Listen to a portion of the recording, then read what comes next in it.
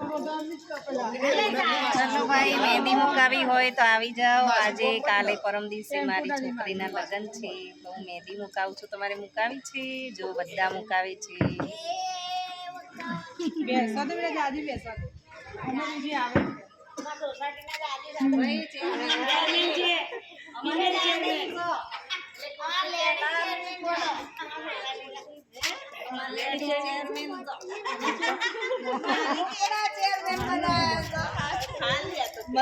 Hello guys, જો અમે લોકો બધા અહીંયા મહેંદી માટે નીચે આવી ગયા છે કશિશના લગ્ન માટે.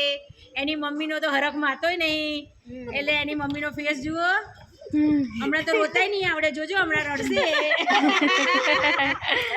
એની કાકી, એની મામી, ઓહો જો તો ખરા ઉપર